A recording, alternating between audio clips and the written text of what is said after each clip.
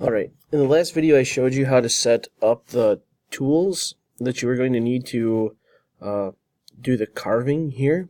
Next I'm going to show you how to set the toolpaths up. So if you first open up your drawing, you're going to have a screen that's going to look like this, okay, with however you've arranged your text and pockets. But now we need to set up the toolpath. So you're going to click this button right here, and that's going to open up this menu on the other side. The first thing that we're going to do is we're going to carve out the Post-it note pocket and this paperclip pocket. To do that, we need to make sure that they're selected. So we need to click on them, and if we hold Shift and click both, we can do both at the same time. Next, we're going to go to the Pocket Toolpath. It's the second one in under Toolpath Operations. You should see a menu that's going to look like this, and our starting depth, okay, or the start depth, we're going to leave that as 0, and then the cutting depth, leave that as 0.25. Okay.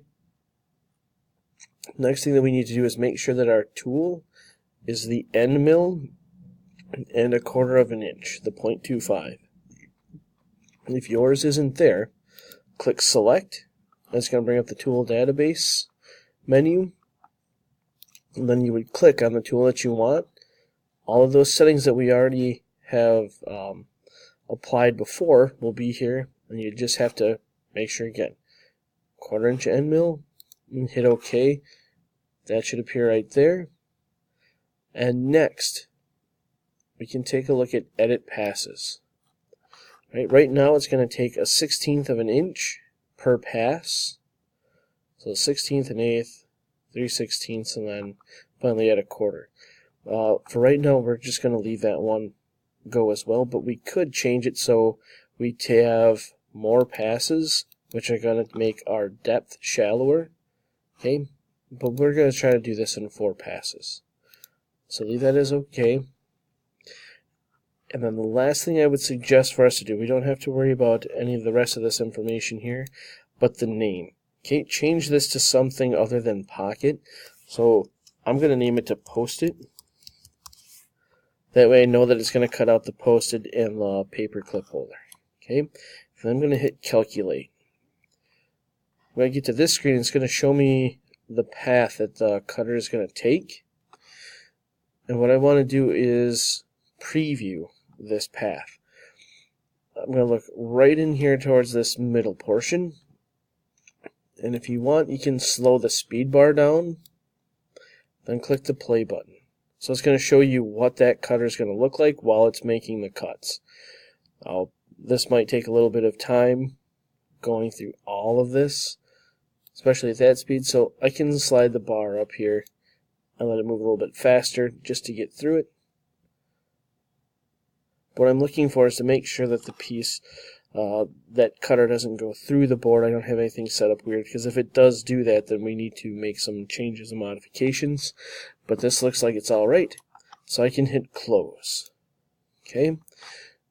Next, I'm going to click the 2D tab over here, because that's going to bring me back to this screen, and then I can select the name. Alright. Now this time, instead of using the pocket, we're going to use the V-carve. Okay. So this, again, I'm going to leave the start depth at 0 and the flat depth. Yours might not be selected. I did a project a little while ago where I tried this with the flat bottom. I'm going to make sure it's not selected. So it should come down to a point with the text. Okay. I'll make sure we have the right bit. So if yours doesn't say V-bit 90 degrees and 3.75, 3/8, okay, click on the select button. Make sure you select the V-bit 90 degrees, 0.375, and hit OK. And then again at name, change that to either the name that you have in the text or just write text. That way you know that it's words and not the pockets. Calculate, again, going to show you what it's going to look like. And if we hit play, it'll show you what it's going to look like cut out. If this is all well and good, then you can talk with me about getting the flash drive. And with the flash drive, we can save what it is that we have created. If we don't save it to the flash drive, we can't take it to the machine. So right now, I will show you how we can do that quick. Alright, so make sure that you have the flash drive and you have it plugged into the back of the computer. This you can close. But then, I suggest going to the 2D view again. That way you can see what you have selected here.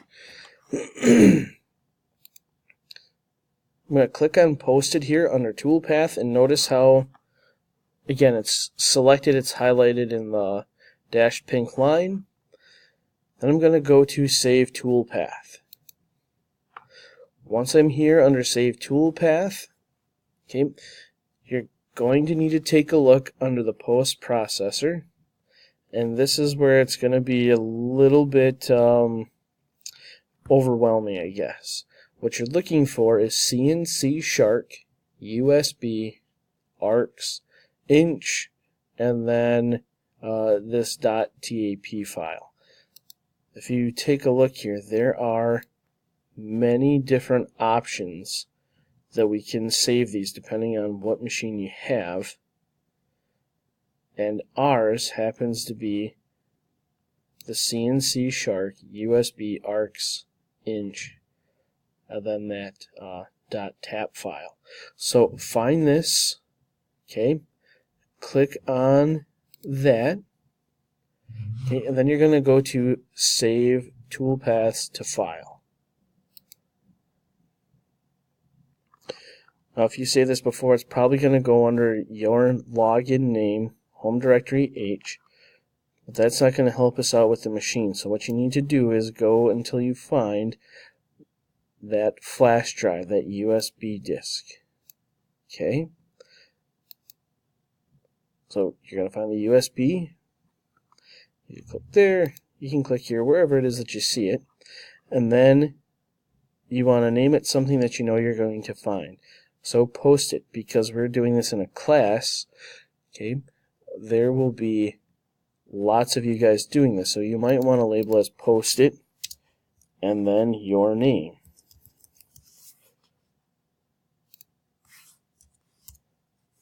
Okay, and then hit save. Alright, we're going to do the same thing with the text. So it's highlighted. Again, this should still be at the USB ARCs inch. Click Save to Toolpaths, and as long as we were on the USB before, it should go right back. Again, same deal as before, text and your name. And hit save. Okay. Once you have those saved, then you can close the program, and then we can take this information to the CNC router to cut out these parts. Because we have those saved under two different tool paths, we will have to make a tool change in there. So when we do this, we'll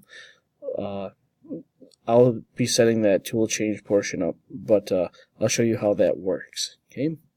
Right, this should have everything we need set up for the CNC portion of our pen holders. The next job will be cutting them out, and then you cutting those the shapes out with the bandsaws and that. All right, thank you very much, guys.